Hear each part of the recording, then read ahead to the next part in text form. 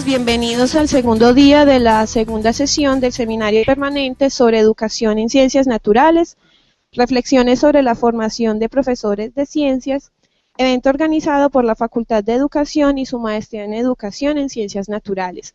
Les solicito el favor de apagar sus celulares o ponerlos en silencio para no interrumpir este panel. Saludamos a todos los docentes en ejercicio y en formación de la Facultad de Educación, a los docentes de otras instituciones educativas, a los estudiantes y a los docentes de otras facultades de la universidad. Les agradecemos a todos por su presencia hoy en este evento. Saludamos especialmente a la doctora Michela Mayer de la Universidad de Roma III La Sapienza en Italia, quien va a participar con nosotros en el panel a través de una videoconferencia.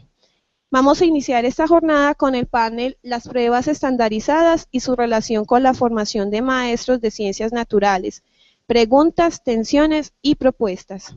Los panelistas son el doctor Mario Quintanilla de la Pontificia Universidad Católica de Chile, la doctora Michela Mayer de la Universidad de Roma III Italia y la doctora María Mercedes Jiménez de la Universidad de Antioquia. El profesor Mario Roberto Quintanilla Gática es de la Universidad Pontificia Católica de Chile. Él es doctor en didáctica de las ciencias experimentales de la Universidad Autónoma de Barcelona y tiene estudios de postdoctorado en historia de las ciencias, filosofía de la ciencia y didáctica de la misma universidad.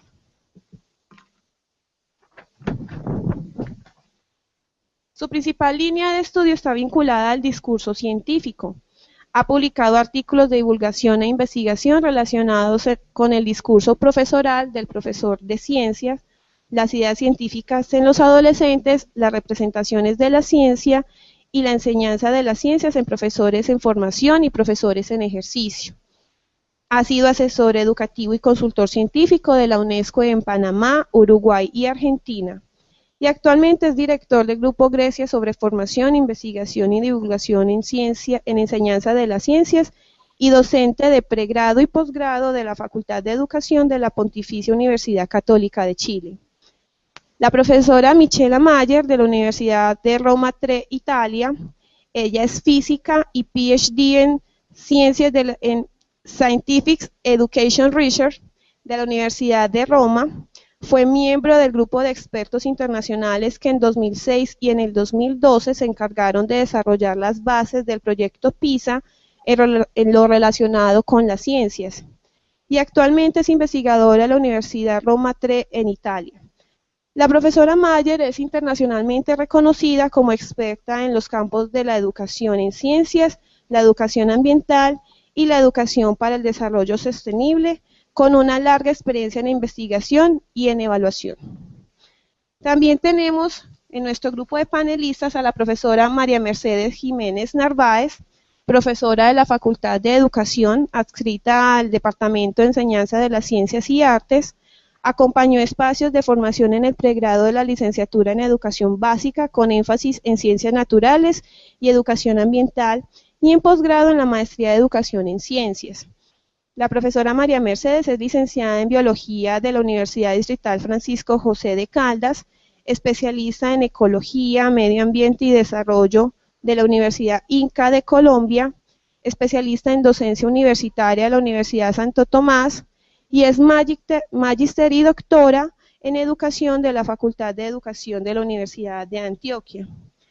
Quien va a moderar el panel es la profesora Raquel Pulgarín, quien es doctora en Educación de la Universidad Pinar del Río de Cuba, magíster en Psicopedagogía de la Universidad de Antioquia y licenciada en Geografía de la misma universidad. Sean todos bienvenidos. La profesora Raquel va a explicar la metodología del panel. Muy buenos días. Sí, necesito esto. Bueno, este panel se desarrolla en un momento muy especial, o la pertinencia de este encuentro de panelistas es muy pertinente, muy especial para nosotros y a nivel pues mundial, cuando se está en plena discusión sobre las pruebas estandarizadas que se están aplicando en América Latina y las consecuencias e interpretaciones que a nivel de la comunidad en general y del sistema educativo colombiano, las implicaciones que ello ha tenido, los resultados en el caso nuestro. Este panel se ubica entonces en el marco de las discusiones sobre la formación de maestros del país y particularmente en el contexto de la reflexión sobre el sentido y la pertinencia de las pruebas estandarizadas nacionales e internacionales y los usos sociales de estos resultados como criterio de valoración de los diseños curriculares de los diferentes niveles educativos, pero sobre todo como un indicador de evaluación de desempeño de los profesores. En este sentido, el programa de la maestría en la orientación, coordinación del doctor Ángel Romero, en la Facultad de Educación, en la línea de Educación en Ciencias Naturales, considera necesario, pertinente, abrir la discusión, la conversación alrededor de este tema tan particular como son las pruebas estandarizadas en nuestro contexto. Las preguntas que orientarán metodológicamente el desarrollo de esta conversación o de este panel están alrededor de las pruebas estandarizadas PISA, tanto a nivel nacional, aplicadas a nivel nacional, y las pruebas saber, para mirar el papel formativo que estas pruebas cumplen en el contexto de la educación. Entonces, en este sentido se formula como pregunta orientadora, ¿cómo se interpreta esta expresión? Seguidamente, las pruebas PISA evalúan o miden. ¿Qué evalúan? O si miden, ¿qué miden en el área de ciencias naturales? ¿Qué propósitos, contenidos y perspectivas de las ciencias naturales circulan en las pruebas PISA? Estos componentes de las pruebas deberían guiar los diseños curriculares y de formación de los maestros en el área de ciencias naturales. ¿Qué recomendaciones surgen para la formación de maestros en esta área? Preguntas que los panelistas ya conocen y que van a hacer alusión en la exposición de 15 minutos cada uno. Hace una intervención de 15 minutos dando cuenta o abordando este tipo de estas preguntas orientadoras del panel. Cada uno interviene 15 minutos. Seguidamente el público hace las intervenciones, pero la idea es que iniciemos con la doctora Michela Mayer. Ella interviene sus 15 minutos y se hacen las preguntas frente a su intervención. O si hacemos las 3 exposiciones y al finalizar hacemos las preguntas. Mejor así. Entonces, 15 minutos de intervención de cada uno de los panelistas y luego la intervención del público. Vamos a dar comienzo entonces con la doctora Michela Mayer. Muchas gracias de la invitación. Soy muy feliz de poder compartir con ustedes algunas ideas sobre el PISA y el que podemos extraer de este programa del punto de vista de los países latinos e iberoamericanos. Se puede pasar, como ves en la presentación, yo estuve involucrada en la preparación del programa PISA en el 2006 y también en el 2012 para el framework que se va a utilizar ahora en el 2015. Ahora ya hemos en todo el mundo pasado el field trial, ya estamos acabando con el field trial y así que ya conocemos muchos de los ítems y de las ideas que se van a utilizar para el 2015.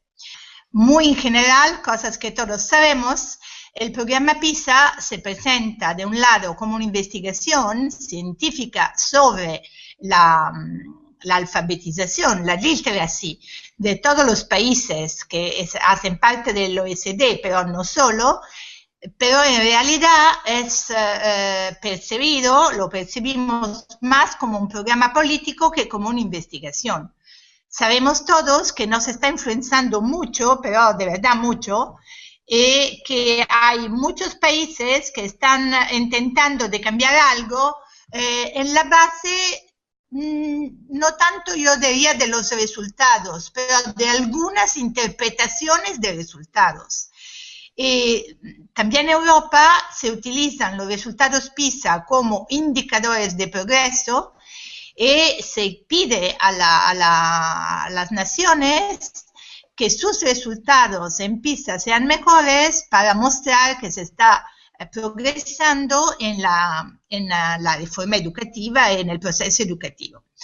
En realidad es que a mí me llama la atención, que quiero poner a la atención de todos vosotros, es que los estudios que tenemos sobre PISA son más estudios estadísticos, muy largos, muy generales, pero hay muy pocos que intentan de relacionar los resultados con las especificidades nacionales.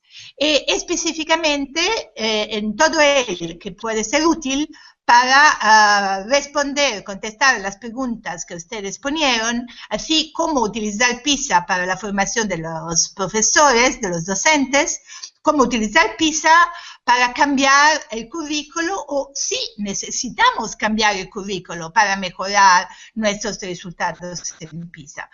El que no se está teniendo en cuenta en ninguna parte del mundo son el hecho que podemos comparar algunos elementos de contenidos en los currículos escolar, pero es mucho más difícil comparar los estilos de enseñanza y los estilos de aprendizaje. Es de poco más que un mes que unos 100 profesores de países anglosajones atacaron el programa PISA muy duramente sobre el Guardian, con una carta donde habían más de 100 nombres, y lo criticaron diciendo que tiene un impacto negativo en los sistemas educativos, que está restringiendo la idea de educación y que está matando a la alegría de aprender. Es interesante que todos estos 100 profesores estaban todos de países anglosajones, donde los textos, los ítems, los tests, la evaluación con el test son el normal, es la vida normal. Parece que para ellos el programa PISA iba mejorando la situación. Es tan interesante también porque cuando estuvimos con el grupo de expertos mirando a los ítems, vimos que los ítems PISA tienen muy poco que ver con los ítems que normalmente se utilizan, los ítems o ítem, ¿cómo dicen ustedes? ¿Ítem o ítems? Oh, es el mismo, ¿no? Ítem.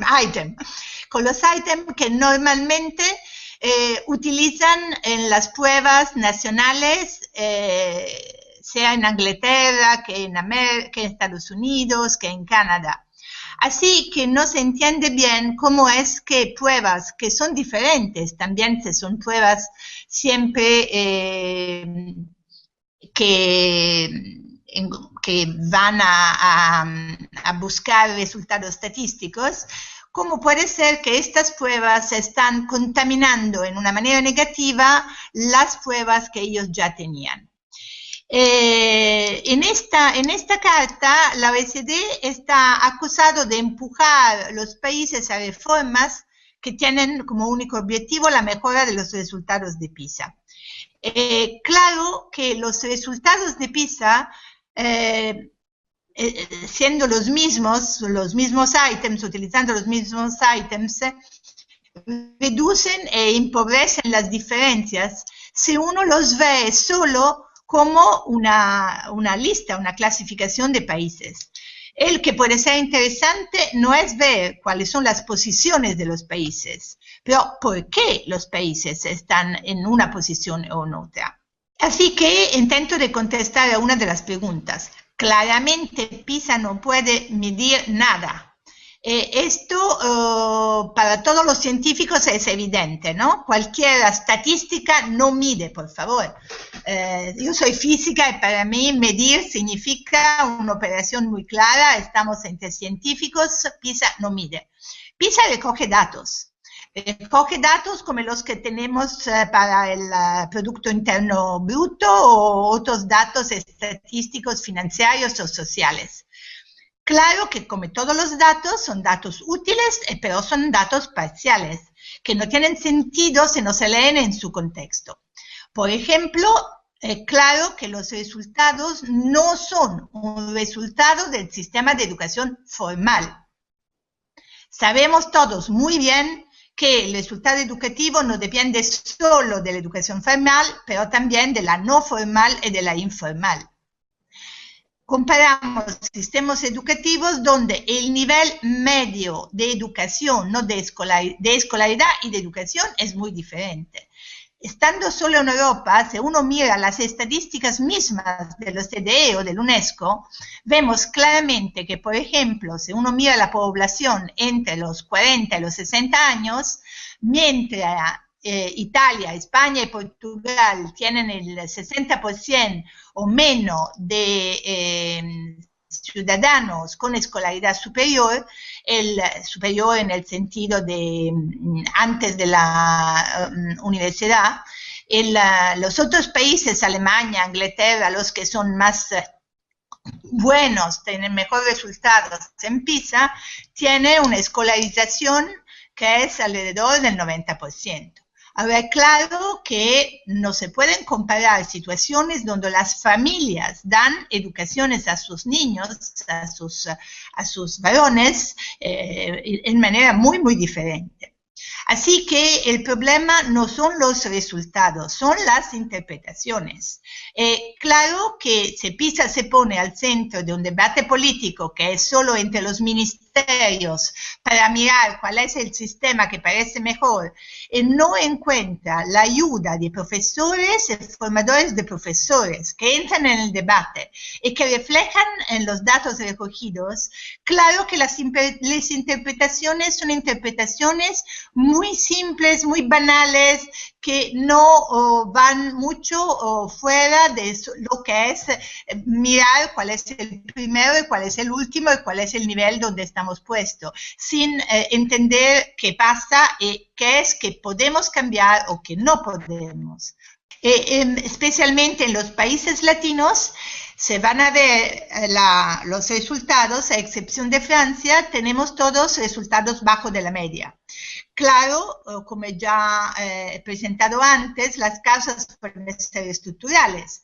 Puede ser una educación de los adultos que no ayuda, puede ser una falta de preparación de profesores, puede ser muchas cosas. Pero tenemos también que ver cuáles son las diferencias culturales. Por ejemplo, las imágenes de la ciencia y de la tecnología a Italia, por ejemplo, es muy, muy diferente que en Inglaterra. Ciencia es considerada una de las tantas disciplinas de las escuelas, no especialmente importante. Puede ser algo que depende del diferente contexto social, como dijo antes, pero puede ser mucho que depende de nuestro estilo de enseñanza. Hemos hablado, una de las preguntas era qué hacer con los currícula. El que viene de estos resultados, especialmente del TIMSS, pero también del PISA, es que cuando tenemos un estilo de enseñanza enciclopédica, a Italia es así, los programas son restringidos, pero los libros de textos dan muchísimo más informaciones y los profesores se sienten más capaces de dar más informaciones. Así que tenemos un estilo de enseñanza que es más enciclopédica que conectada a la vida real. No tenemos mucha experimentación simple, no necesitan laboratorios para hacer una buena didáctica de la ciencia y generalmente faltamos de práctica y de conexiones con la vida real. Puede ser también de diferencias epistémicas.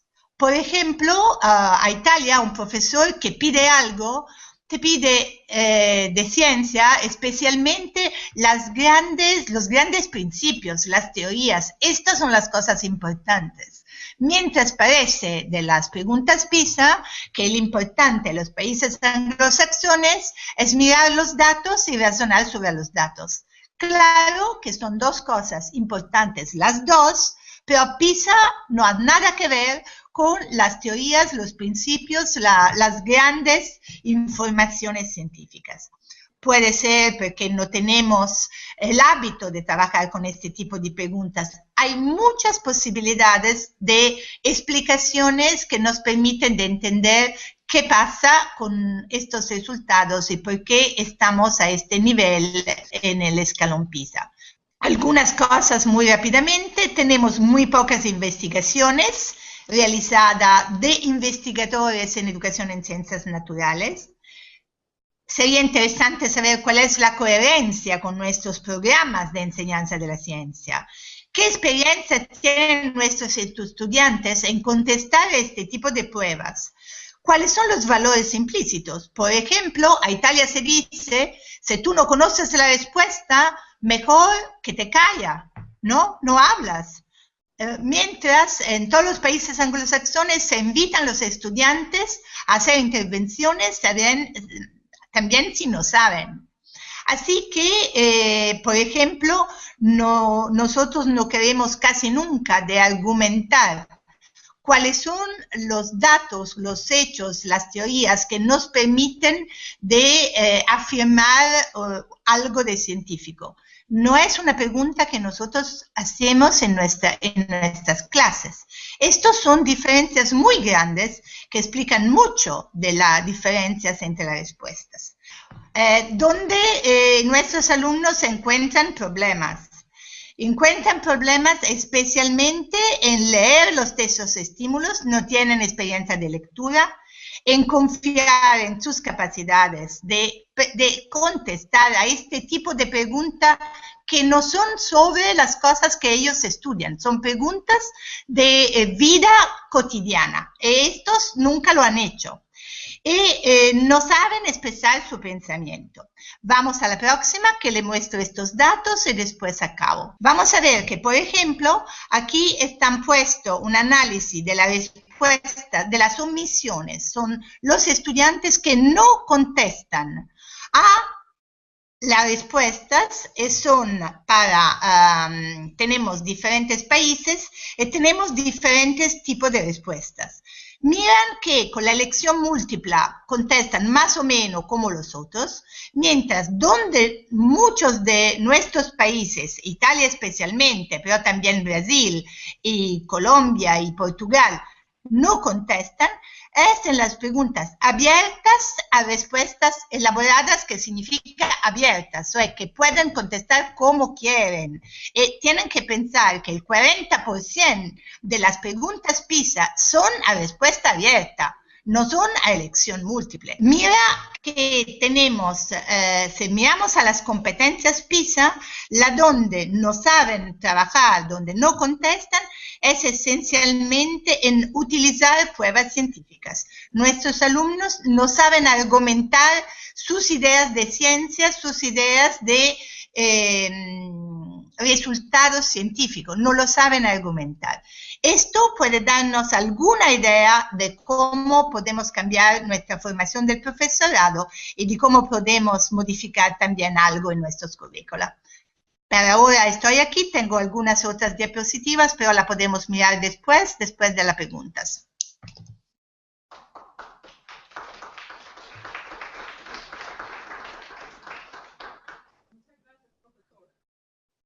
Muchas gracias por su presentación, la verdad que muy elocuente sus palabras y le agradezco mucho también la posibilidad de haber intervenido en primer lugar porque hay muchas cosas que conectan, y entonces van a ser polémicas y a mí me gustaría ser bastante provocador en algunos temas, y dado que tengo 15 minutos, la verdad que quisiera partir con algo que no tiene nada que ver con PISA, pero que va a entenderse en la medida que vaya reflexionando sobre ella, ¿no? Me refiero a dos frases de Wittgenstein en su Tratado Lógico-Filosófico publicado en 1921, donde seleccioné dos frases que a mí me parecen muy elocuentes para lo que usted acaba de comentar, y eso que no nos habíamos coordinado, ¿no? Una de ellas es que el lenguaje configura realidades y no solo describe el mundo, también lo interpreta, Y la otra, los límites de mi mundo son los límites de mi lenguaje, ¿ya? Wittgenstein es un filósofo austríaco, ¿no es cierto?, que trabajó de manera muy sacrificada durante la Primera Guerra Mundial y escribió unas notas en las trincheras sobre todo reflexionando el mundo que estaba viviendo y los instantes trágicos y macabros para la Europa de comienzo de siglo.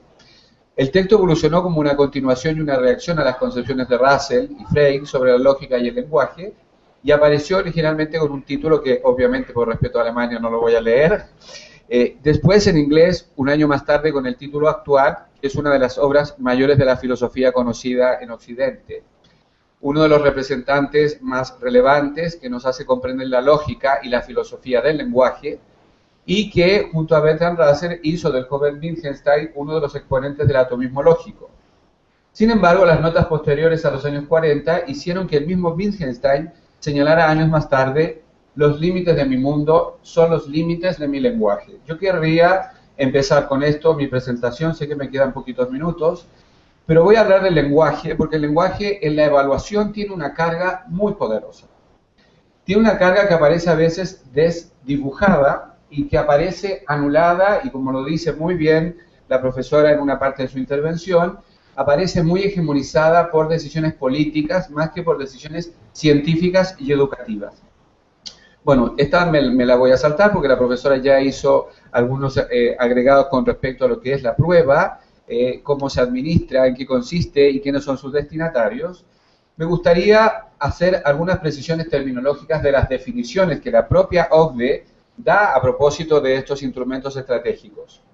Primero, combinan pruebas abiertas, donde la intención es referirse a situaciones de la vida real. Situaciones de la vida real que sabemos en un mundo global son diferentes en representaciones lingüísticas, valóricas y culturales con distintos estudiantes y en distintos momentos de su proceso de desarrollo personal. Los estudiantes toman distintas combinaciones de diferentes pruebas y también el profesorado se somete a estas pruebas. Insisto en esta idea de que el lenguaje tiene una carga valórica muy potente, ¿ya? En el año 2012 se diseñaron 2 evaluaciones opcionales, una de solución de problemas y otra de educación financiera. La primera, la profesora ha dado ya algunos resultados de ello. Otra precisión, y que lo marco en amarillo, porque ayer estuvimos en una conferencia colaborando también con la universidad, donde el programa dice que se define como una organización de cooperación y para el desarrollo económico. En otro momento, su objetivo era administrar el Plan Marshall. Nunca se pensó en la enseñanza de las ciencias, sino que, en primer lugar, la OCDE tenía otras finalidades. Para 1961, finalizado este objetivo, consideraron la entrada a otros países para estimular el progreso económico, hablamos de progreso, no de desarrollo y de crecimiento, y el comercio entre las naciones por medio de la cooperación internacional. Entonces, una de las tareas de esta institución es elaborar investigaciones para la construcción de políticas públicas y la divulgación de experiencias exitosas. La palabra éxito tiene una carga valórica muy potente, ¿ya? Además, el programa PISA está enfocado en la evaluación de habilidades y conocimientos en estudiantes y de alguna manera vinculado a otras áreas, a otras áreas de las políticas públicas para promover el desarrollo económico. O sea, yo estoy siendo muy provocador en esta presentación porque me parece, como muy bien lo dijo la profesora en una parte de su intervención, muchos países no encuentran importante, interesante o incluso coherente con sus tendencias políticas pertenecer a la OCDE. Para ser parte de la OCDE, los países miembros se reúnen y deciden si el postulante cumple con los valores fundamentales de la organización. Luego le hacen entrega de una hoja de ruta en donde se encuentra el proceso para ser miembro, así como la información que deberá compartir con los diferentes comités para ser evaluada. Y aquí me detengo para hablar de lo que nos convoca. Chile se postuló en 2007 y fue aceptado en 2008. Y entonces ahora me voy a mi país, pequeño, microscópico, como digo, y voy a hablar desde ahí, desde esas limitaciones, con este contexto cultural que le da cabida a estos 10 minutos o menos que me quedan. De acuerdo al informe, Chile se ubicó en el lugar 36 de un total de 44 países, con 448 puntos. Asimismo, quienes lideraron el rendimiento fueron los estudiantes de Singapur y Corea del Sur, quienes obtuvieron los puntajes más altos, resolviendo problemas con evaluaciones que superan los 560 puntos. ¿Quiénes rindieron el test en Chile? Perdón, en el año 2012. Un total de 65 países, 34 de ellos de la OCDE y 31 de economías asociadas. Midió habilidades, esto de que estoy marcando en amarillo ya tiene su sentido, y como en otra área de investigación, el test de solución creativa de problemas fue rendido por 44 países y economías, siendo la primera vez que Chile participa en la medición. ¿Quién mide la prueba? Y aquí es donde viene la polémica con lo que hemos estado conversando a este comienzo. Yo estoy de acuerdo con la profesora en que la prueba no mide, recoge resultados. Sin embargo, quienes son expertos en educación en mi país responden a la pregunta ¿qué mide? Entonces, aquí es donde está la polémica. Para mí la prueba no mide, recoge datos, pero lo que dicen las autoridades de mi país es que la evaluación en general se centra en los procesos cognitivos generales, ya me dirán ustedes qué es eso, que intervienen en la resolución de estos más allá de los resultados que se obtengan. Es decir, se evalúan áreas como la exploración, la comprensión, además de representar, formular, planificar, ejecutar, reflexionar, entre otros. Bueno, ¿estamos viviendo o estamos evaluando?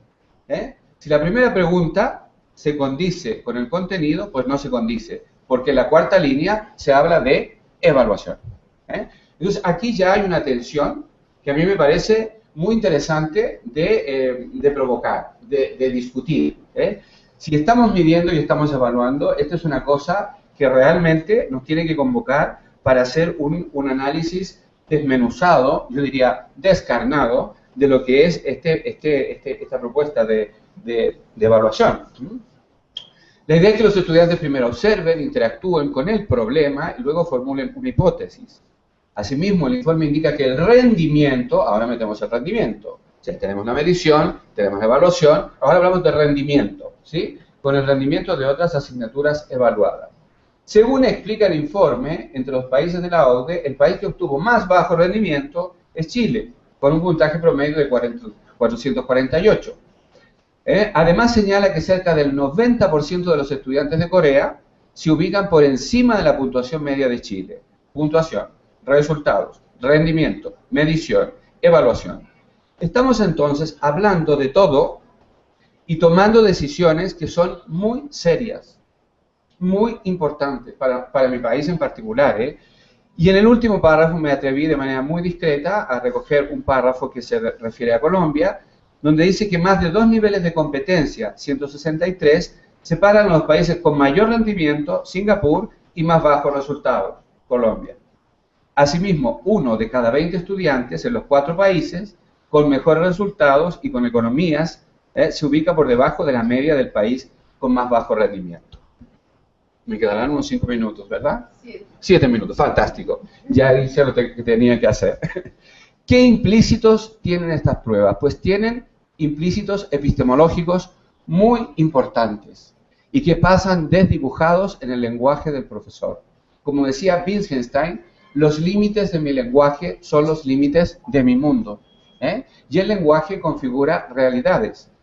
Hablar de rendimiento, definir qué es una competencia, qué noción teórica de competencia tenemos para que éstas sean evaluadas, medidas, rendidas, recogidas como resultados en un instrumento de esta naturaleza.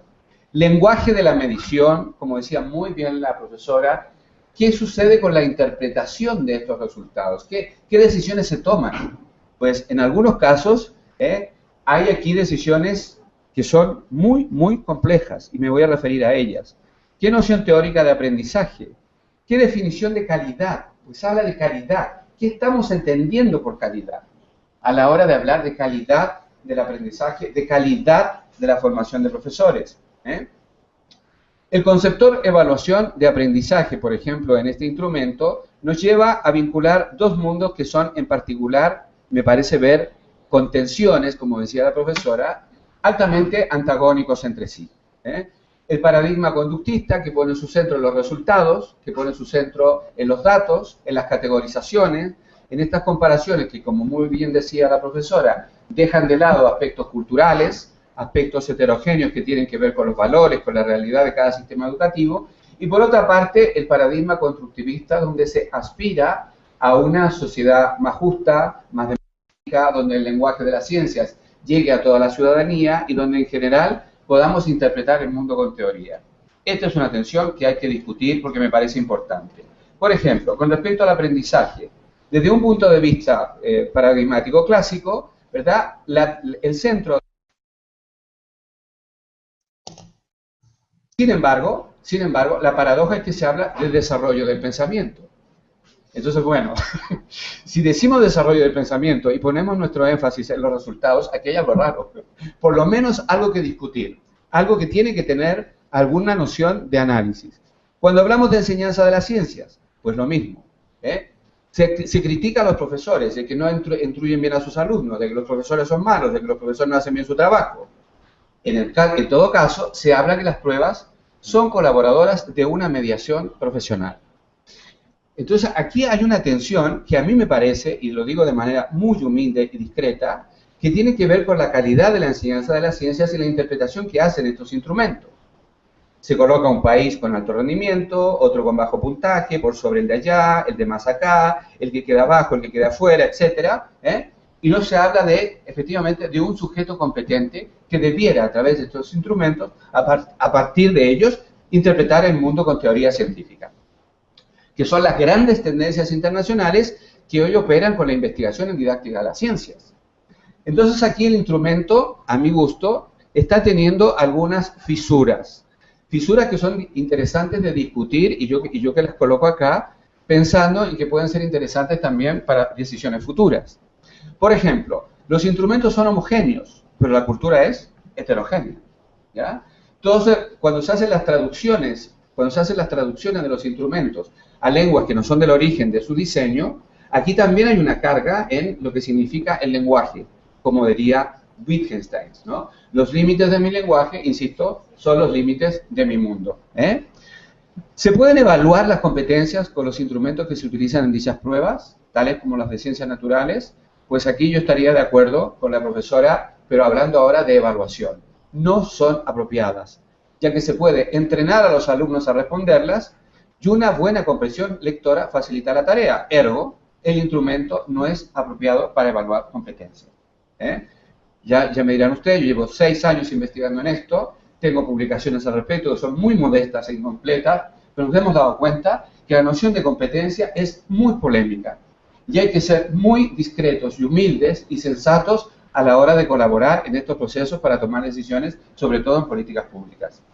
Hay unos estándares que representan los niveles básicos de calidad, y llamamos a eso aprendizaje, que permiten que los estudiantes sean medidos en pruebas masivas. Sin embargo, no todos pueden aprender lo mismo. ¿Qué es lo que aprenden? Pues aprenden modelos teóricos de la ciencia. Ello es aún más complejo cuando no se consideran, como lo decía también la profesora, minorías étnicas o estudiantes con dificultades de aprendizaje de las ciencias. La lectura de los resultados de las pruebas estandarizadas no consideran otros factores al desarrollo del pensamiento, tales como composición familiar, cultural, afectivos, valóricos, lingüísticos, entre otros. Aunque estos datos sí se recogen, como decía la profesora, y terminan por ser utilizados para realizar afirmaciones que carecen de análisis. Voy terminando. Así estos datos son altamente valorados y considerados por una amplia gama de gestores del currículo. Estoy hablando de mi país, por favor, que quede claro, políticos, sociólogos y ecónomos de la educación, no sé si esa palabra existe aquí, y terminan siendo utilizados para realizar afirmaciones y generalizaciones superficiales que carecen de análisis teóricos robustos sobre la enseñanza de las ciencias. Le da tribuna a los ignorantes peligrosos que lideran instituciones del Estado y están instalados eternamente en los procesos de decisiones educativo-científicas.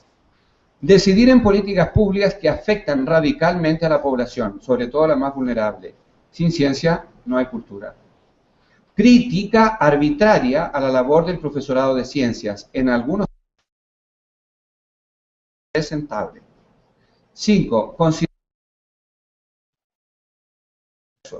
dogmáticos, conductuales, autoritarios, discriminadores y fóbicos. Mantener una imagen racionalista categórica de la ciencia y de la actividad científica. Es decir, no hay mucho que hablar al respecto. Acentuar la superficialidad de las explicaciones de los llamados expertos en evaluación en ciencias. mantener la hegemonía de los llamados países del primer mundo en las orientaciones y decisiones en enseñanza de las ciencias y formación del profesorado, acentuar la desigualdad y la inequidad de los sistemas educativos, consolidar definiciones teóricas rancias y alejadas de la investigación educativa en enseñanza de las ciencias, acentuar la coexistencia, me van a disculpar el término, incestuosa entre evaluar y medir, que no es lo mismo, estaremos de acuerdo, ¿verdad? Pero se utiliza y se manipula de una manera grotesca. Desdibujar la educación científica comprometida con la ciudadanía para interpretar el mundo, intervenirlo y transformarlo. En fin, al concluir, ¿no es cierto?, tenemos un gran desafío que es entender que la evaluación, la enseñanza y el aprendizaje forman un triángulo indisoluble. Que estos tres componentes están a diario colaborando y que no forman parte de un proceso final ni definitorio a la hora de tomar consideración en ello. De que orientar hacia la tarea, no solamente en la formación de profesores de ciencia, sino que también en la evaluación del aprendizaje, implica entender la evaluación como un instrumento y estrategia de intervención en el mundo para desarrollar el pensamiento, y no para medir, y en eso estoy de acuerdo también con la profesora, resultados que son incompletos y que tienen que ver con elementos que no se consideran como los que estoy compartiendo aquí, ¿ya? Vista esta situación, voy a dejarlos con un esquema que espero que salga y que no me traicione la tecnología. ¿Qué debería cambiar? Pues todo eso. Debería cambiar la actitud, la finalidad, el instrumento, la concepción sobre la evaluación y hacer de que esta ciencia sea más democrática, más liberadora, más humanizadora, más equitativa, más ciudadana. Da la impresión que los instrumentos tienen probablemente estas intenciones, pero en su contenido estructuralista, en su contenido real, pareciera ser que está desdibujado. Los dejo con esa imagen de una profesora que me colaboró en un proyecto, donde hacía este dibujo con los niños, ¿no? Y preguntaba, en la clase de hoy tenemos una prueba de verdadero y falso sobre el modelo de partículas. Y los estudiantes escribieron qué se imaginaban cuando la profesora hablaba de partículas. Comprenderán ustedes que PISA lo tiene complicado, Bueno, quería decirles que ahora me quedo con el inicio de la conversación y agrego lo mío, ¿no? El lenguaje acerca de y sobre la evaluación configura realidades. No solo describe el mundo educativo, sino que también lo interpreta. Y recogiendo también a Wittgenstein, los límites de mi mundo profesional son los límites de mi lenguaje educativo y las posibilidades de transformarlo. Muchas gracias.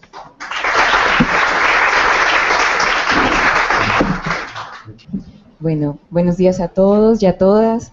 Profesora Micaela, ¿cómo está? Muy bien. Ok. Los escucho. Listo. Pues les agradezco porque justamente ellos han colocado todo el contexto de lo que yo también traigo esta mañana para compartirles. Para iniciar, pues, a propósito de las preguntas propuestas para el panel, yo quisiera concentrarme un poco en la primera y en las dos últimas, y lo voy a realizar desde un trabajo que venimos elaborando con algunas compañeras, la profesora Raquel entre ellas, y otras compañeras y compañeros de la facultad, que estamos realizando un proyecto en encargo y en colaboración con el Ministerio de Educación a propósito de la revisión de ajustes y modificaciones de los estándares básicos de competencias de ciencias naturales y ciencias sociales en nuestro país. Entonces, para este proyecto elaboramos un documento de análisis de las pruebas internacionales y nacionales para tratar de tener un piso desde donde poder aportar justamente a esa revisión de los estándares. Nosotros lo hemos hecho desde las pruebas PISA, pruebas TIMSS y pruebas saber específicamente del grado 9, pues para que sea como la edad contemporánea de las pruebas. Sin embargo, para el día de hoy yo no les traigo todo este material. Los compañeros ya han hecho también como un abrebocas muy interesante y que creo que se van a dar cuenta que compartimos muchas cosas. También parto del concepto de evaluación. Inicialmente tenemos que pensar lo que es uno de los términos y conceptos más complejos que tenemos en nuestro rol de profesores y profesoras. Es un concepto cargado de poder, de sentido, de interpretaciones que históricamente ha cambiado y eso también nos tiene aquí, ¿cierto? Por los cambios que ha sufrido. Entre las múltiples divisiones, clasificaciones, está pensar la evaluación interna y externa.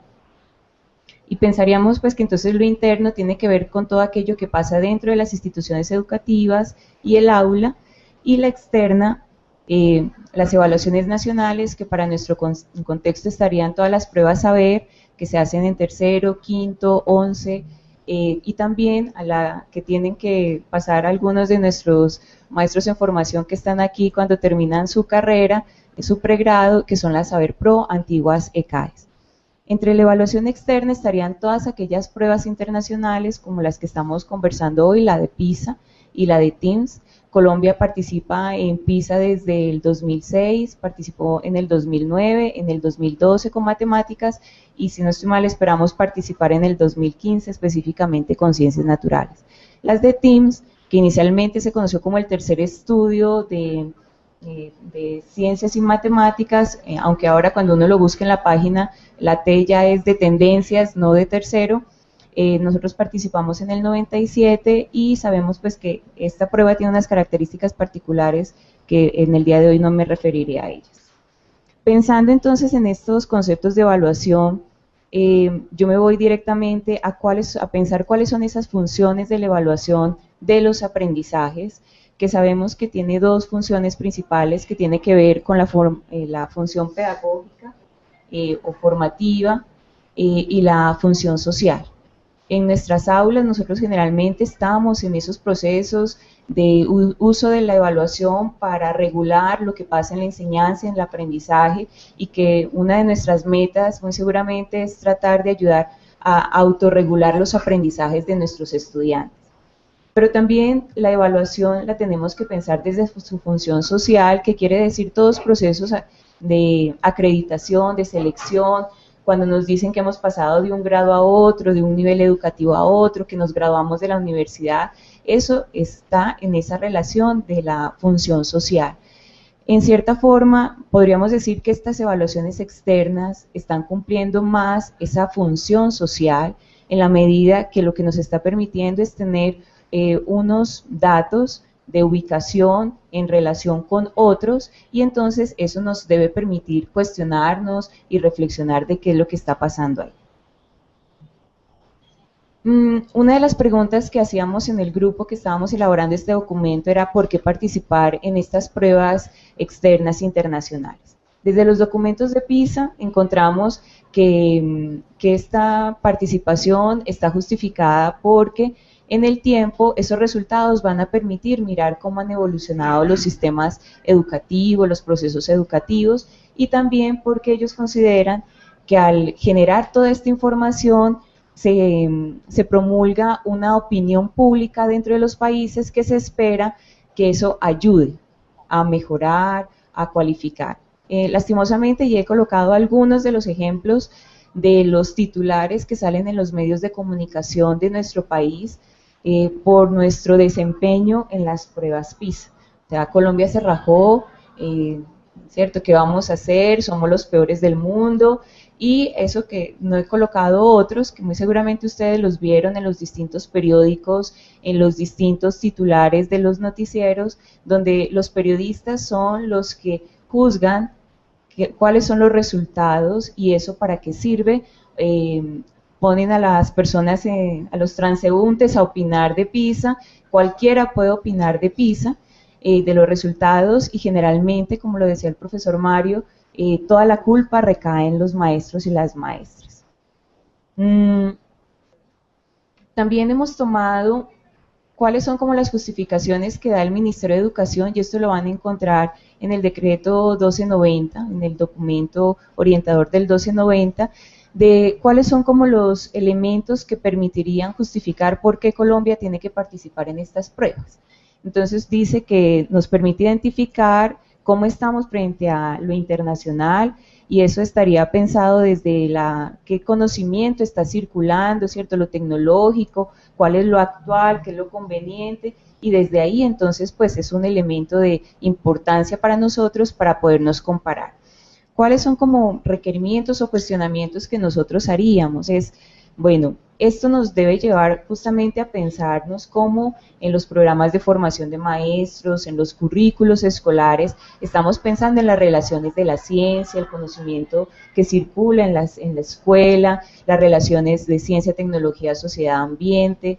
También pues obviamente nos ayuda a pensar en esos contenidos, y si estamos pues también en un lenguaje de competencias, entonces cuáles son las competencias científicas que quisiéramos nosotros promover.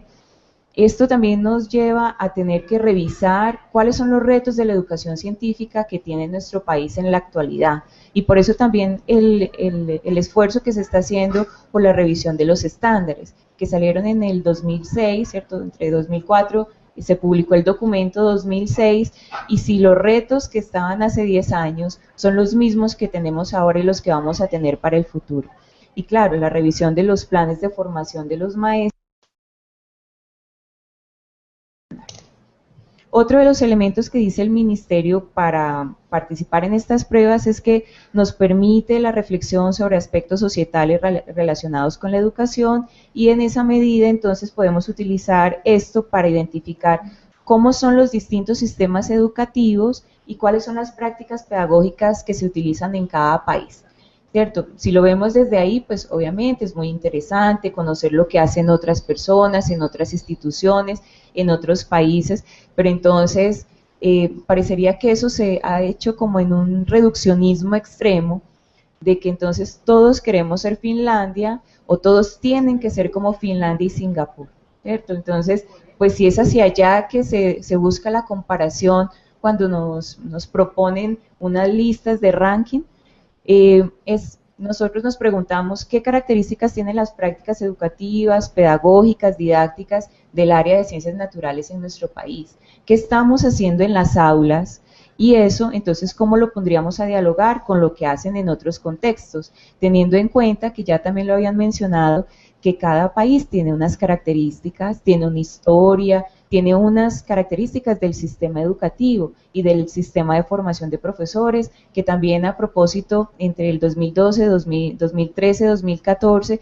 me imagino que ustedes también ya se han acercado a todos estos documentos que está proponiendo el Ministerio sobre el sistema de formación de educadores y los lineamientos de calidad para las licenciaturas. Esto también tendríamos que pensarlo desde aquí. ¿Qué es lo que está circulando? ¿Cuáles son las propuestas que se están generando en el Ministerio? ¿Quiénes son los que están participando? Y que cuando nos invitan a participar, efectivamente, pues pongamos una voz de alerta o de condescendencia, o como, pues según lo que consideremos que estamos leyendo. Otro de los elementos del Ministerio es que participar en estas pruebas sirve como instrumento para monitorear la educación, para ver qué tanto han avanzado nuestros estudiantes, pero entonces aquí vienen esas tensiones con esos conceptos que ya los mencionaban los otros panelistas: evaluar, medir, monitorear, controlar. Si se busca alinear los estándares con PISA, pues ya sabemos que esa no puede ser un propósito ni la meta, obviamente que no. También, ¿cómo hacer el seguimiento a los estudiantes? ¿Cómo están llegando esos resultados? Y esto también para unirlo con el siguiente elemento es cómo llegan esos resultados de las pruebas PISA a las instituciones educativas, cómo los maestros, las maestras están recogiendo esa información para que realmente entonces ahí sí tenga esa condición de formativo.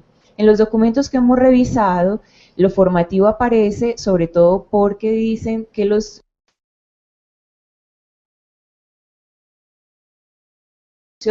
pero el simple hecho de devolver, eso no es formativo. Entonces también pues para pensar ese elemento.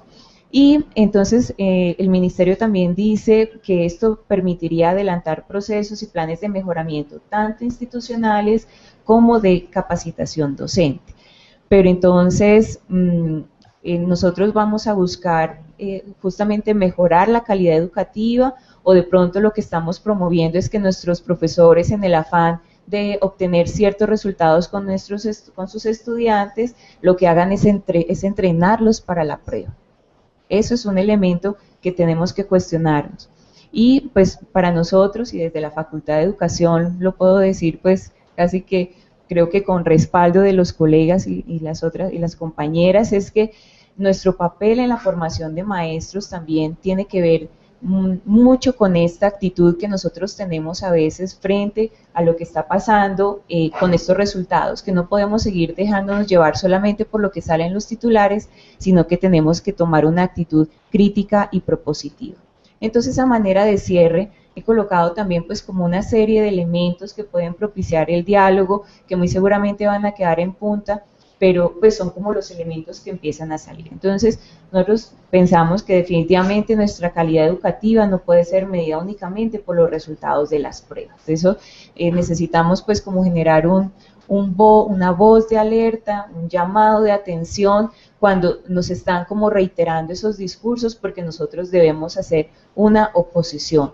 La calidad educativa es mucho más allá que el rendimiento escolar. Entonces necesitamos avanzar en la comprensión crítica de esas relaciones en los conceptos de enseñanza, aprendizaje, evaluación, y si vamos a estar, porque a diferencia de Chile que de pronto ha tomado una distancia en los discursos de competencias y estándares, en Colombia están circulando y están circulando con fuerza. De hecho, en el equipo en el cual participo, de los cambios que nos sugieren que podemos hacer, nos dicen, bueno, pueden cambiar todo, pero competencia y estándar tiene que quedar. O sea, ahí ya también tenemos una camisa de fuerza, pero nosotros lo que quisiéramos proponer es cómo estamos entendiendo ese concepto de competencias, qué quiere decir, por ejemplo, en ciencias naturales, en ciencias sociales, y si estamos trabajando desde una perspectiva de competencias, cómo tiene que ser, cómo tendríamos que reflexionar esos conceptos de enseñanza, aprendizaje y evaluación.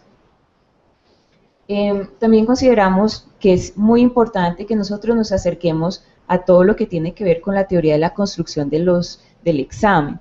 En estos días hablando con un colega de la facultad que pues es experto en currículo, que trabaja con estos exámenes, que ha hecho análisis de pruebas, yo me puse a conversar con él y para mí es también como todo un lenguaje extraño y nuevo porque tiene que ver con la estadística, tiene que ver con teorías que lo confieso, yo no sabía que existían con tanta rigurosidad en términos de cómo se puede valorar la robustez de todas estas pruebas, haciendo el análisis de los tipos de muestras y la representatividad del programa en términos de los ítems que se utilizan, como lo decía la profesora Micaela, cómo la independencia de los ítems en un examen tiene que estar de determinada manera para que eso sí sea fiable, confiable, ¿cierto? Obviamente, yo sé que es hacer un examen, pero ¿cuál es toda esa teoría de fondo que está allí de quienes están elaborando estas pruebas externas que sabemos que son masivas, que se aplican a 100.000 personas y que por eso obviamente no podrían tener una característica totalmente cualitativa? Uno lo entiende, tiene que tenerlo cuantitativo porque cómo entonces se sistematiza toda esa información. Pero lo que nos ha gustado es que algunos materiales que hemos encontrado, estudios que se han hecho en Estados Unidos, han avanzado en lo que de pronto también decía la profesora Micaela, en el análisis estadístico de la robustez de la prueba PISA. O sea, ahí nosotros no tendríamos una queja porque realmente es un diseño muy elaborado, ¿cierto? Los expertos se han dado a la tarea de ponerle unas características que le dan suficiente robustez. Esto lo digo porque a diferencia de nuestras pruebas saber, cuando se solicitan esos manuales técnicos para analizar la prueba, el ICFES lo que responde es toda esa información está en internet, pero cuando uno la busca no la encuentra. Tener a la mano esos manuales técnicos de las pruebas, a nosotros como profesores y a los que si quieran encarretar pues como en esos temas, también ayudarían a entender qué está de fondo en la construcción de estos escenarios.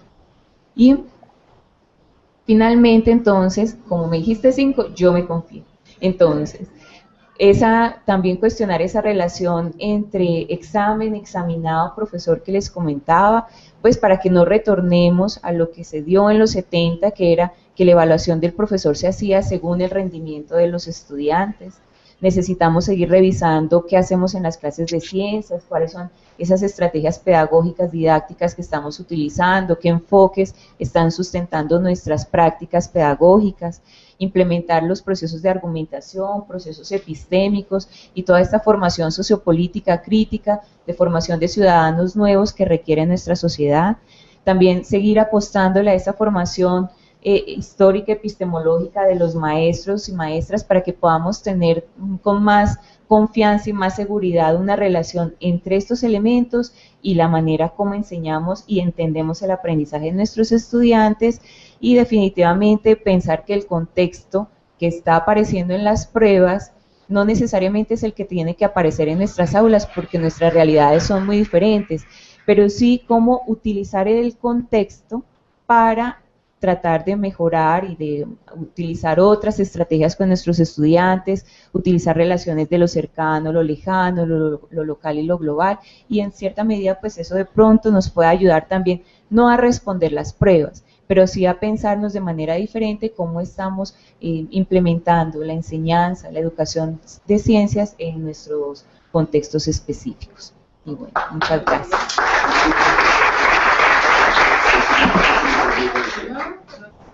Ahora sí.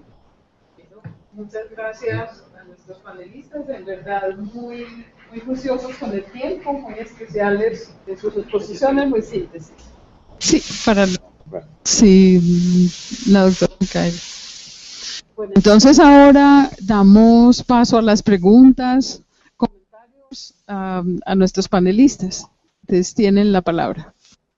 Hay un elemento muy importante que podemos poner como elemento para abrir la conversación, y es el que los tres colegas han planteado del valor de estas pruebas, o sea, mirar los resultados de estas pruebas en nuestros contextos locales como posibilidades, o sea, como una oportunidad para revisar lo que son nuestros programas de formación y nuestros programas de aula, o sea, las que sean motivadores o provocadores de propuestas en mejoras tanto en la enseñanza como en la misma organización curricular, y por qué no en los planes de estudio y planes de aula, en concreto pues de intervenciones de aula que nosotros como maestros vivimos cada día.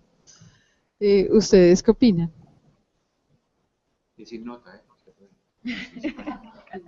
Sí, para la profesora María Mercedes, que a pesar de que el estudio que están haciendo, quisiera saber si eso ha tenido o pudiera tener alguna implicación directa en el currículo de formación de maestros.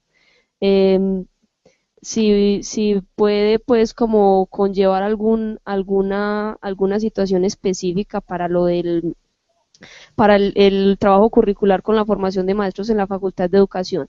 Y para el profesor Quintanilla y para la profesora que nos escucha vía internet. No sé si saben de las pruebas que tenemos los maestros acá para ascender en el escalafón, porque yo cuando vi las pruebas externas pensé que de pronto esas pruebas de ascenso en el escalafón para maestros y también de ingreso a la vinculación pues con el Estado también cabrían ahí. No sé qué piensan ellos de este tipo de pruebas, porque lo que sé yo es que nos pone pues como en jaque a los maestros frente a la titulación de maestría o doctorado, porque no solo se trata de la titulación, sino que hay que presentar un examen que por demás no lo pasa nadie, para poder, pues lo pasará yo no sé quién, que es muy difícil de pasar. Para poder optar por ese aumento de sueldo que implica el título de maestría y otros asuntos. Gracias. Bueno, gracias, Erika. Frente al proyecto que estamos realizando, es claro, relativamente reciente, es un convenio que se firma más o menos entre febrero y marzo, y como les contaba, tenemos que entregar los productos finales en julio. sabemos que es un primer documento de análisis y ajuste a los estándares y seguramente no será el único ni el definitivo, y por eso nosotros también hemos promovido el trabajo con distintas audiencias, por llamarlos así, para recoger distintas percepciones de maestros en ejercicio de ciencias naturales y ciencias sociales. Hemos estado reunidos también con expertos de las facultades de ciencias exactas, de asociaciones científicas, tanto de ciencias naturales y ciencias sociales, para tratar de demostrar cómo estamos viviendo en este momento el tema de los estándares y esa relación con la actualidad, que no solamente es a través de lo que nos da PISA, sino de nuestros contextos. Pero definitivamente, si bien esto no va a cambiar inmediatamente los planes de formación en la facultad, lo digo específicamente desde la licenciatura en educación básica con énfasis en ciencias naturales y educación ambiental, que es en la cual yo trabajo, y que estamos paralelamente en un proceso de acreditación de calidad. Obviamente estos temas para nosotros también son importantes a tener en cuenta en la medida que tenemos que revisar el plan de formación.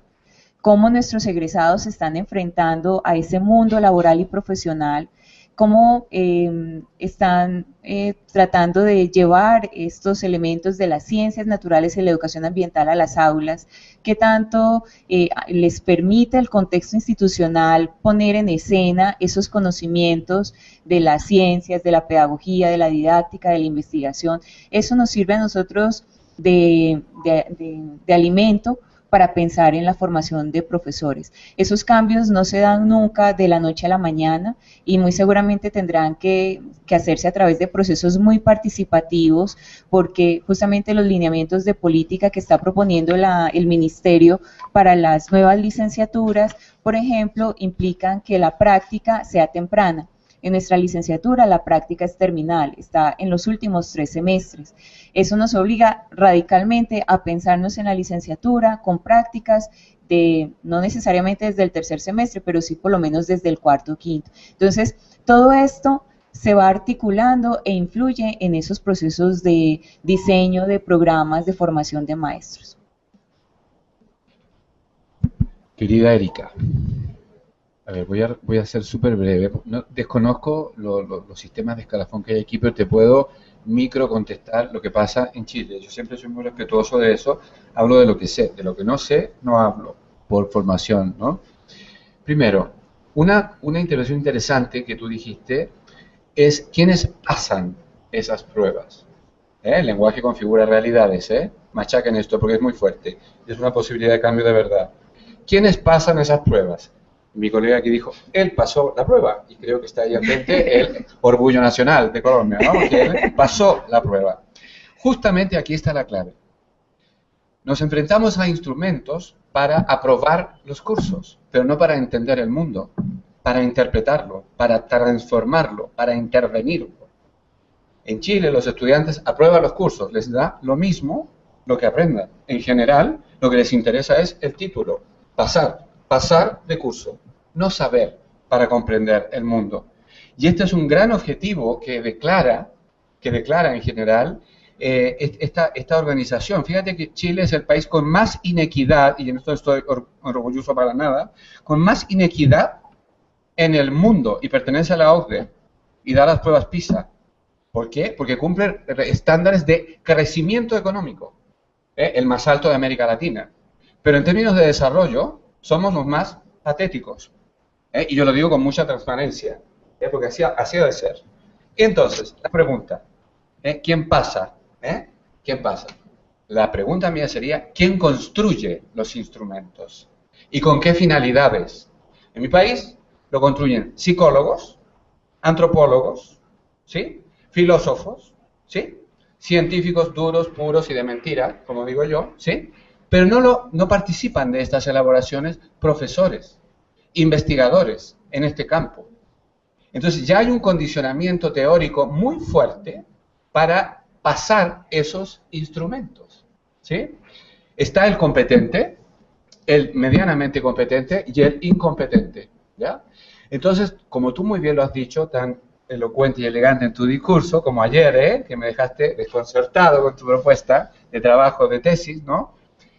¿Qué sucede con esto? Que el Colegio de Profesores de Chile hoy día ha tomado el bastión, ya enfrentado, digamos, de manera muy elegante, ¿no es cierto?, y transparente, a estos equipos que están colaborando, y la mayoría de ellos está en mi universidad, perdón, en la universidad en la que yo trabajo, que es diferente, porque yo no tengo ninguna institución que me pertenezca, ¿ya? El lenguaje configura realidades, ¿sí? Están entonces vinculados a decisiones que son políticas. Los instrumentos no son neutros. La objetividad en la evaluación no existe. Esto ya lo dicen los neurocientíficos más notables, Varela, Maturana, y toda la gente que ha trabajado en el campo de las neurociencias. La objetividad como constructo teórico es muy cuestionable. Neruda en una parte de su poesía decía lo objetivo de lo subjetivo y lo subjetivo de lo objetivo.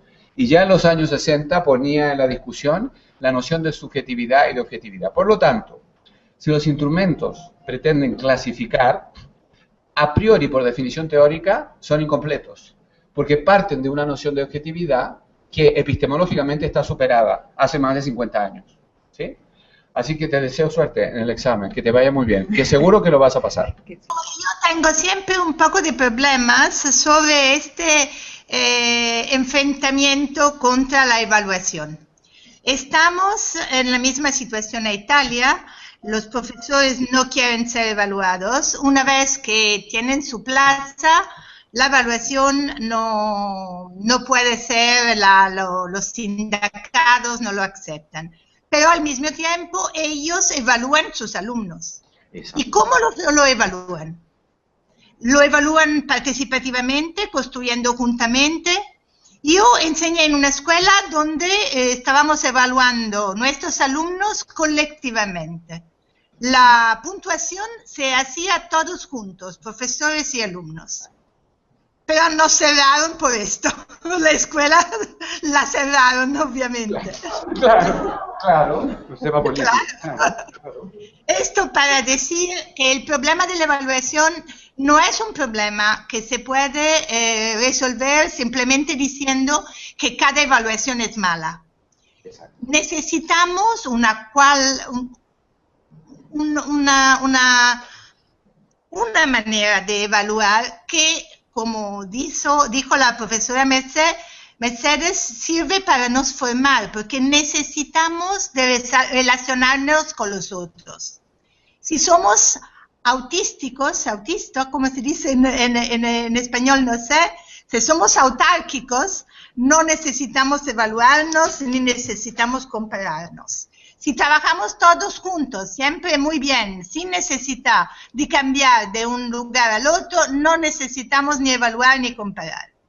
Pero si necesitamos en este mundo pasar de un mundo al otro y de ver una idea que hay un mínimo de conocimientos y también competencias que se pueden utilizar en toda parte del mundo, con todas las diferencias culturales que todos reconocimos, bien, tenemos que pensar cuál es la manera menos inecua, menos injusta de evaluar.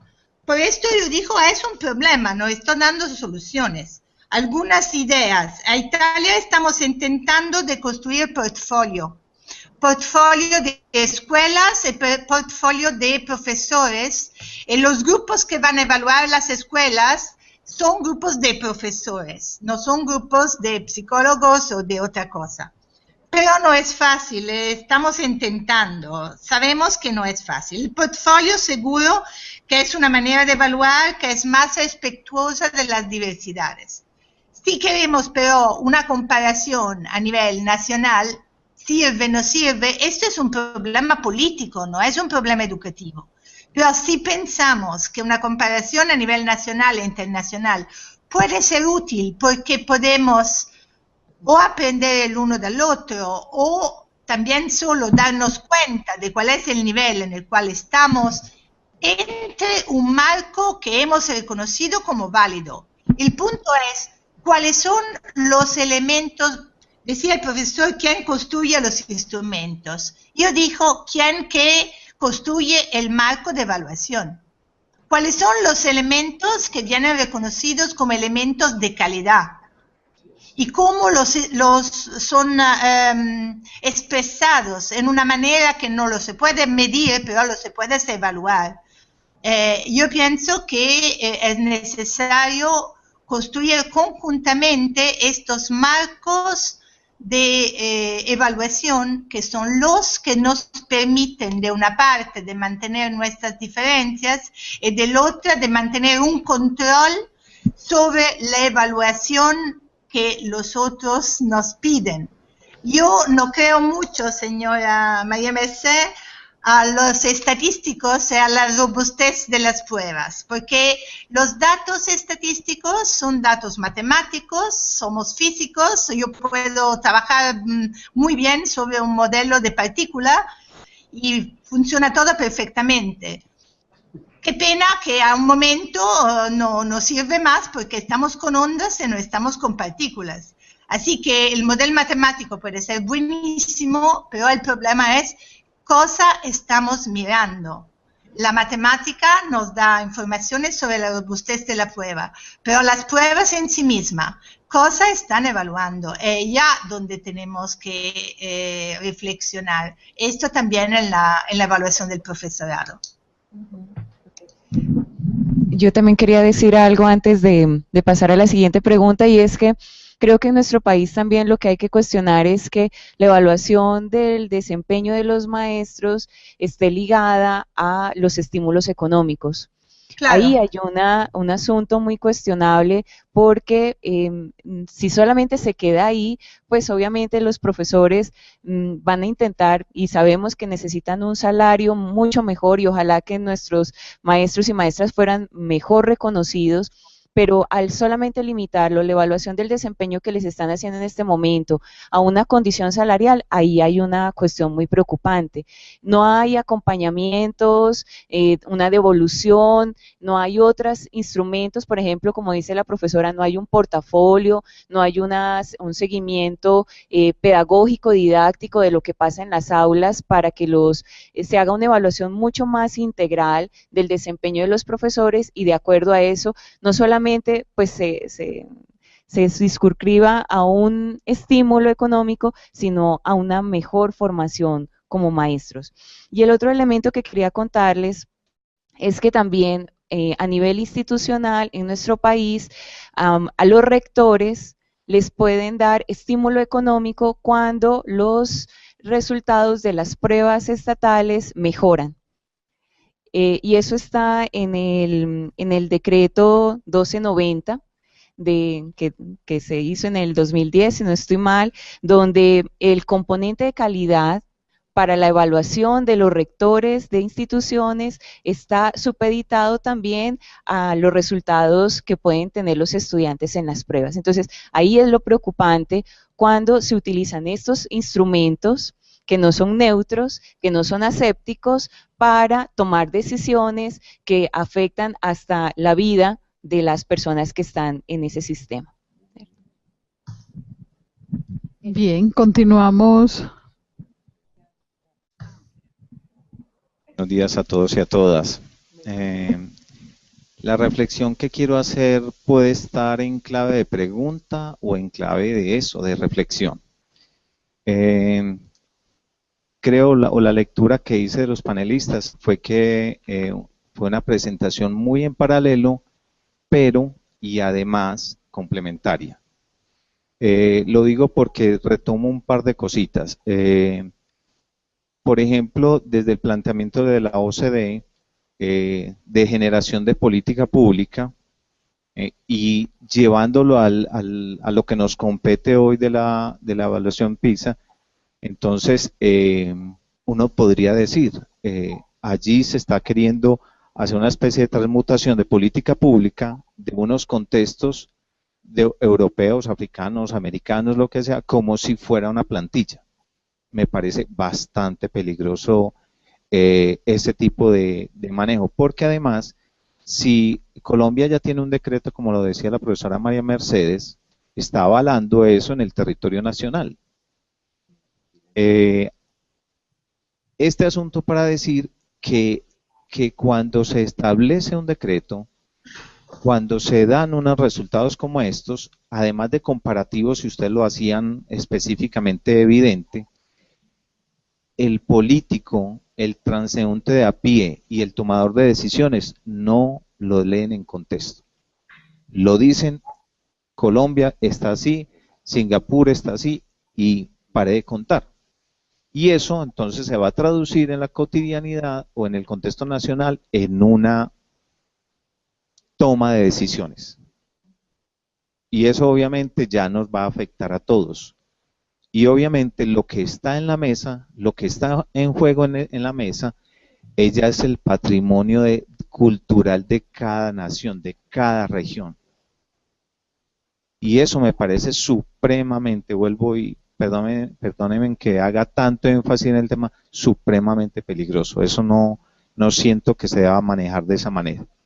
Entonces, sería generación de política pública a imagen y semejanza de ideologías y de planteamientos de otras instancias. Entonces, eso configura a una nación supeditada a los valores de otras naciones.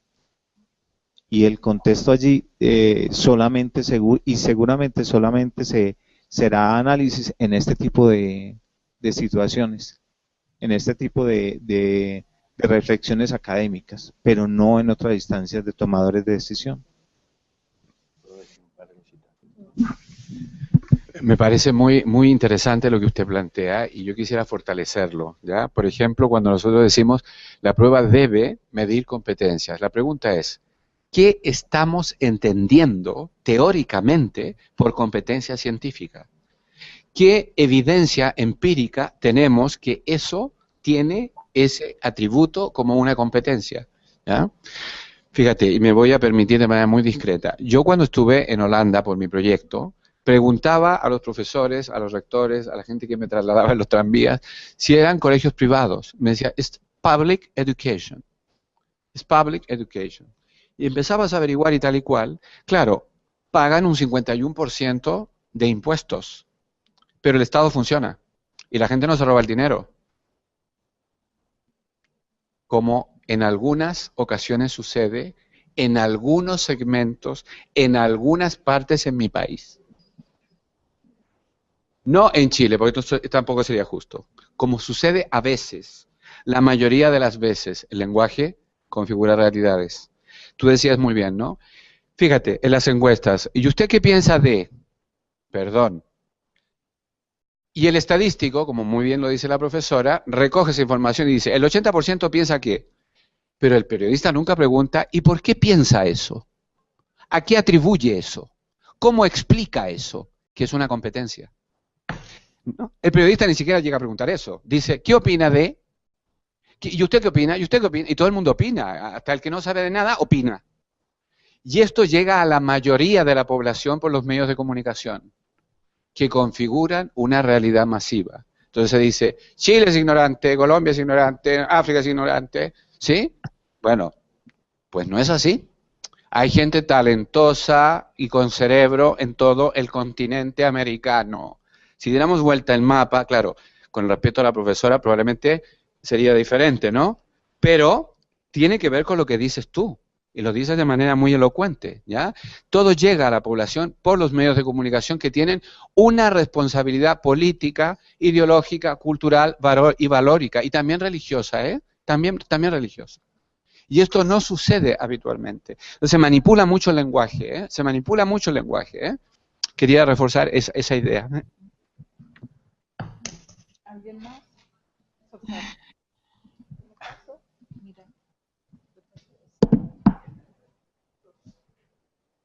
Interesante el diálogo, ¿eh? Sí.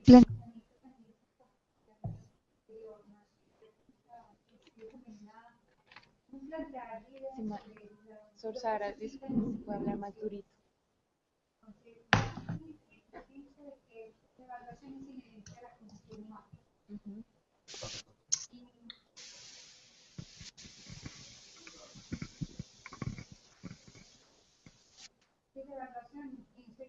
No. No. Se escucha.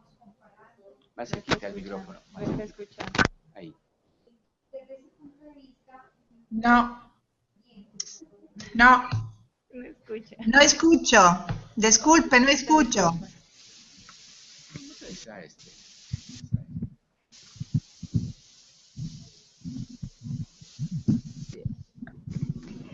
A ver, retomando lo que decía, pienso de que la evaluación es inherente a la condición humana, sobre todo de que somos seres en construcción. Entonces siempre estamos comparando y buscando ser mejores. Pero entonces la inquietud mía es la siguiente: ¿cuál es la razón de ser de la educación? Y pienso que desde ahí se desvanecerían muchas inquietudes y la naturaleza misma de la evaluación, porque si la razón de ser de la educación es cómo acceder a mejores procesos de humanización, es decir, cómo llegar a ser mejores seres humanos, la intencionalidad de todos tendría que ser desde esa perspectiva, y la razón de la enseñanza de las ciencias, en fin, de las diferentes disciplinas. El problema a mí me parece que radica es que hay detrás de lo que está de la evaluación y cómo se hace la lectura a esos resultados. Por ejemplo, dijéramos, si uno llega y analiza los resultados de Colombia, tanto desde las pruebas Saber como desde las pruebas PISA, encontramos que hay un problema en las competencias de contexto, es decir, la capacidad que tenemos de leer nuestra realidad y desde ahí, dijéramos, producir saber para mejorar las condiciones de vida. Y dijéramos, una de las intervenciones planteaba de que de pronto seguimos muy inscritos en un paradigma muy transmisionista, muy positivista, y dijéramos, es un poco más fácil. Pero entonces la otra inquietud es, cuando se plantea este tipo de evaluaciones y la manera como se manipulan, dijéramos, los resultados, si es que se puede hablar desde esos términos por las intervenciones dadas, uno dice, ¿cuál es la intencionalidad que hay ahí? Y ahí es donde a mí me parece que se tiene que formar una postura crítica para poder saber resistir a eso y poder utilizar lo que plantean estas evaluaciones desde una perspectiva positiva. Por ejemplo, cuando llegan y nos dicen, es que Colombia no está desde las condiciones de calidad que están otros sistemas educativos en el mundo. Entonces la pregunta leída en forma positiva tendría que ser, ¿qué condiciones de posibilidad ellos han logrado desarrollar que aquí desde nuestra realidad y nuestro contexto tendríamos que desarrollar sin perder la naturaleza ni la esencia nuestra? Y entonces ahí es donde tendrían que haber posturas políticas claras que evitan el condenar, el sancionar y más bien preguntarnos para acceder a condiciones más equitativas, más justas, qué tipo de inversiones y de condiciones tendríamos que crear.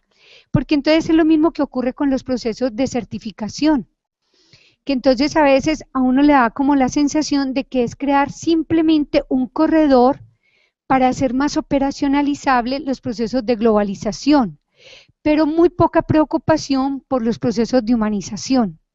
Entonces a mí me parece que lo interesante es uno no dejar perder el foco, y el foco es cómo todas estas dinámicas tendrían que ayudarnos a elevar las condiciones de humanización y de pronto no quedarnos debatiendo en la parte periférica, y es quiénes son los buenos, quiénes son los malos, sino cómo esto tendría que ayudar a ese punto.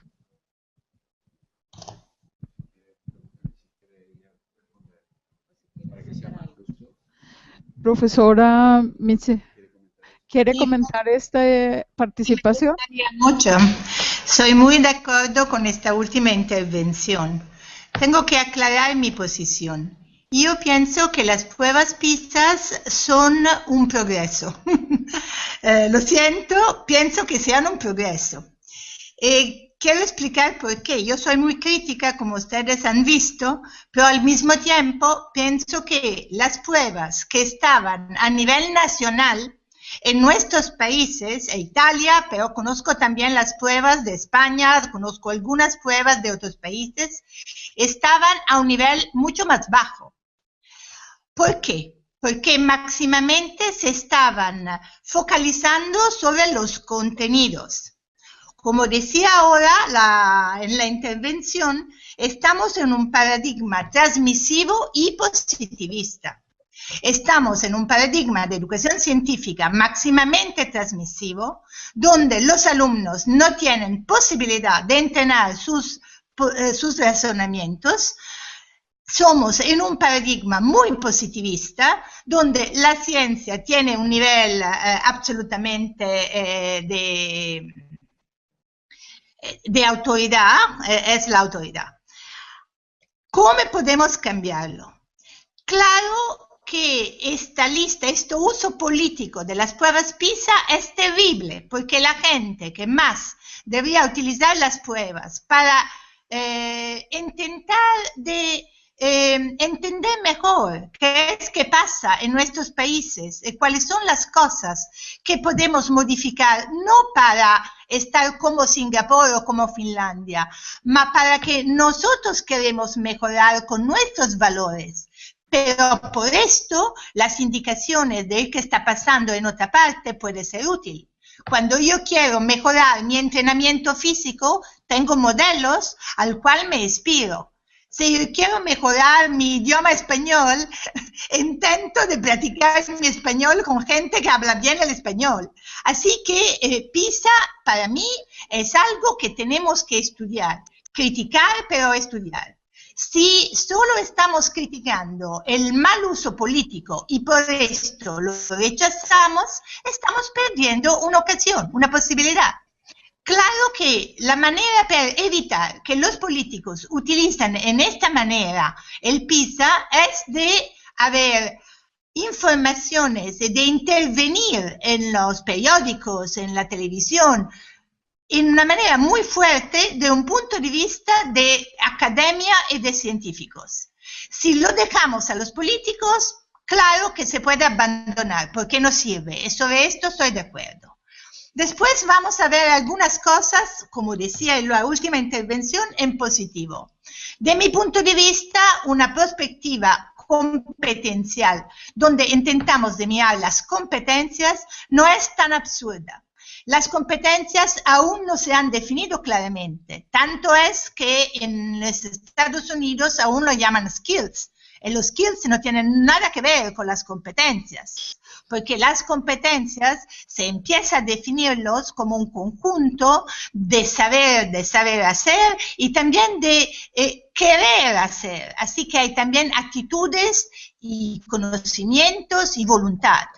Si ven cuál es el marco teórico del PISA Ciencia, yo pienso que es un marco interesante donde la gente que trabaja a nivel muy alto en educación científica estuvo involucrada. ¿Quién que ha leído el marco PISA? Que por favor se lo vayan a leer. Algunas cosas son criticables, como siempre, y algunas cosas son muy interesantes. Se reducen de mucho los contenidos que siempre estamos proponiendo a nuestras escuelas. Se dice muy claramente que más que los contenidos y que es importante son las capacidades de entender después de trabajar también para actuar. La acción es importante en el conocimiento tanto como la comprensión. Hay defectos, el lenguaje, por ejemplo, claro que el lenguaje es importante. Quien sabe bien leer, es claro que tiene mejores resultados, pero leer es una competencia esencial en este mundo, ¿o no?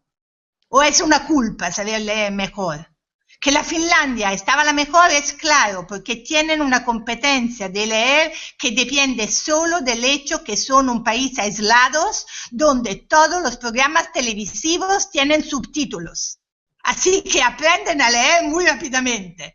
Y esta es la razón para la ventaja de Finlandia.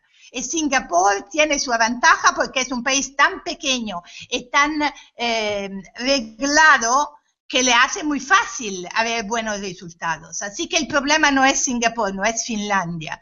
Y tampoco puede ser Corea o Japón, porque tiene un sistema tan competitivo. Pero igualmente, el problema no son quién es el mejor, cuáles son los sistemas del cual podemos aprender.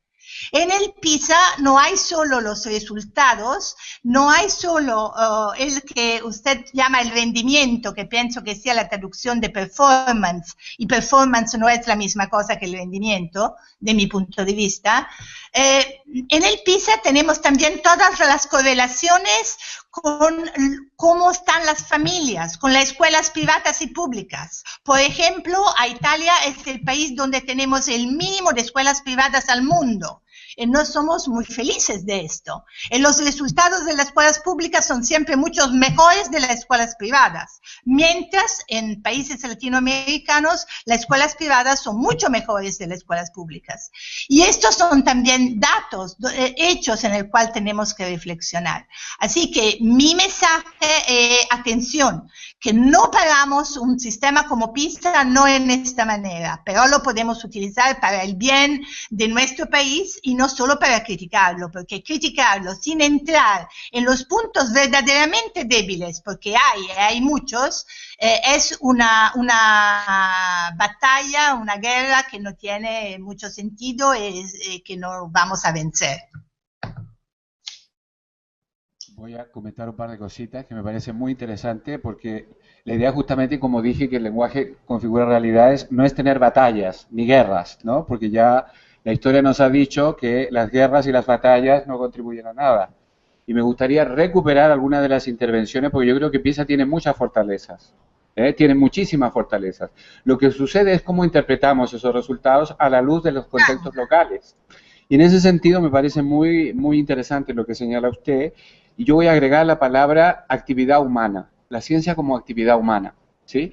Y como muy bien dice la profesora Micaela, el autoritarismo epistemológico, el dogmatismo científico, la toma de decisiones incompletas, la falta de criterios razonables para tomar estas decisiones, evidentemente configuran realidades que son muy heterogéneas, muy diversas y a veces polifónicas. Entonces, como usted ponía un ejemplo muy interesante, la pregunta en positivo sería también la misma. A ver, ¿qué tienen ellos de positivo? Me refiero a quienes responden los instrumentos que nosotros no tenemos, y qué tenemos nosotros de positivos que ellos no han logrado.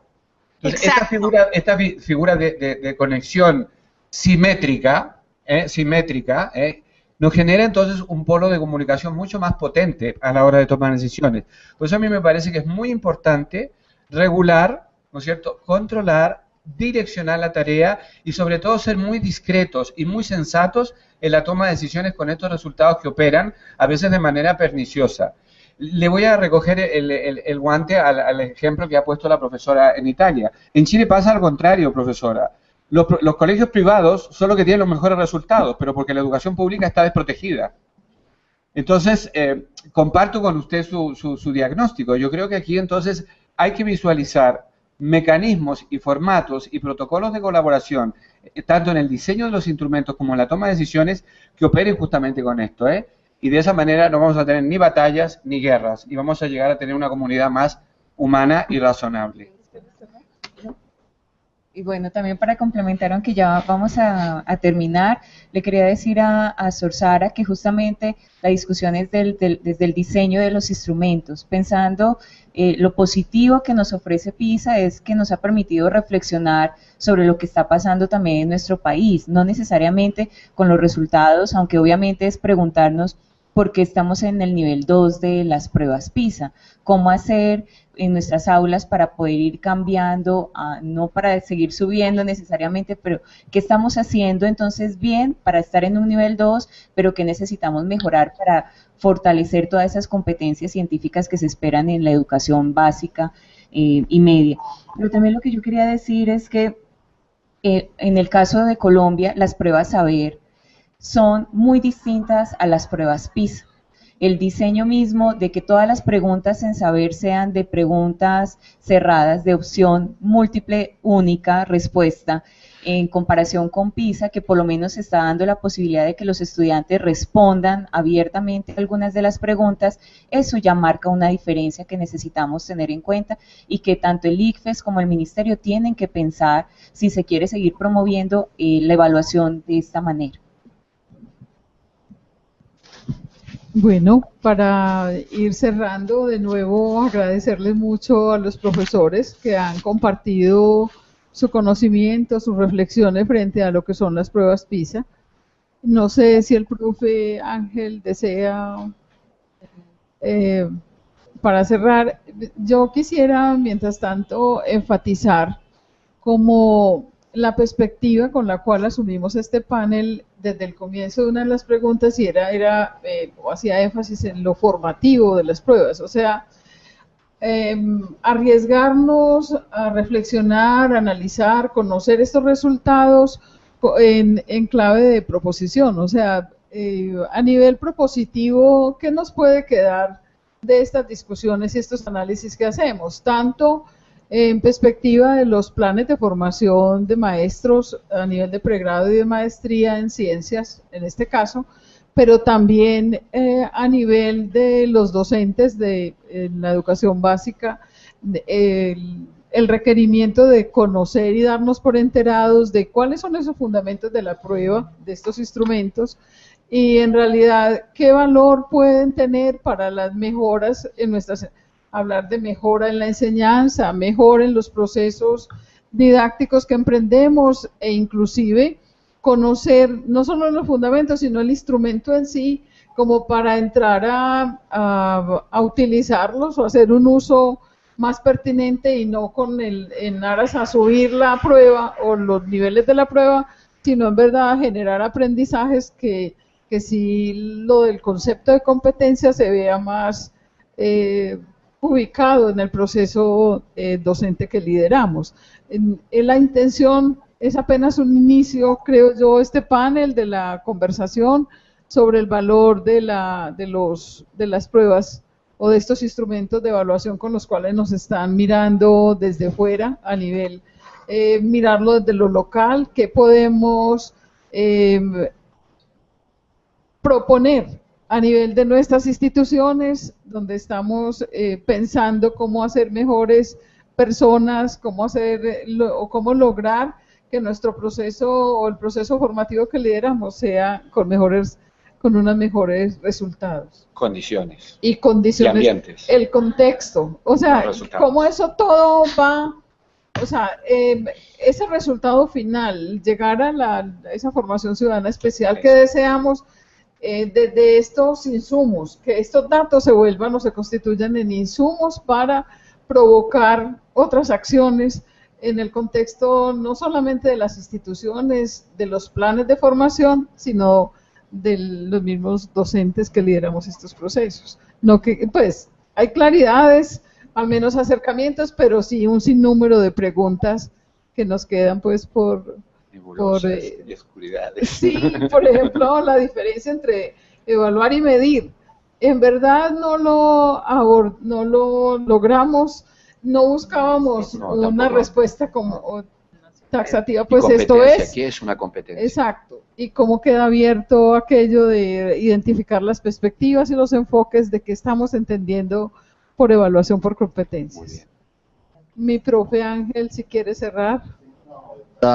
Por una parte, agradecer los diferentes panelistas, la profesora Miquela, muy amable por su participación, el profesor Mario Roberto, la profesora María Mercedes Jiménez, muy amables. Yo creo que, como decía el profe Raquel, que sea esto un motivo como para reflexionar cada vez más sobre estos aspectos ligados a la enseñanza, a la educación en ciencias, el asunto de las pruebas. Yo creo que parte de los panelistas fueron intervenciones muy interesantes, elocuentes, pero que motivan un poco más la preocupación, al menos de mi parte, en el sentido de que es necesaria una movilidad social, como lo propone la profesora Miquela, en donde se les haga ver a las personas y expertos que toman las decisiones políticas cuál es la razón de ser y los sentidos de esta clase de pruebas.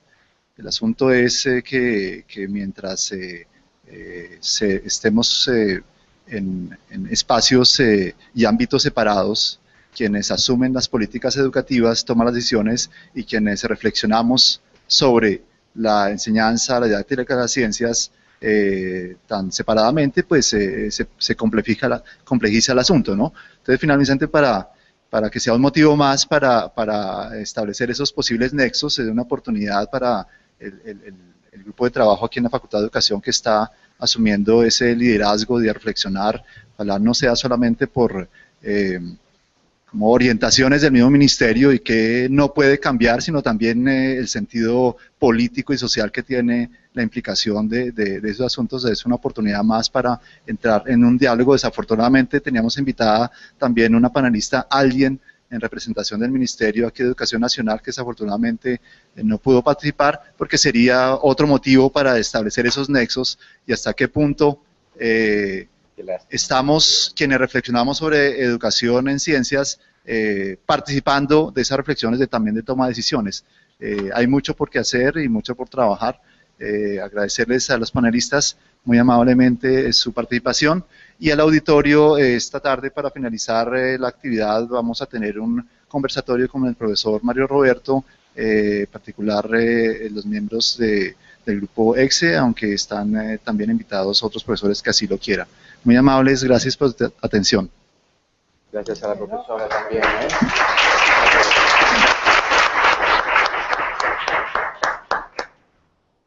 Muchas gracias, saludos a todos. Saludos. Fue un placer estar con ustedes.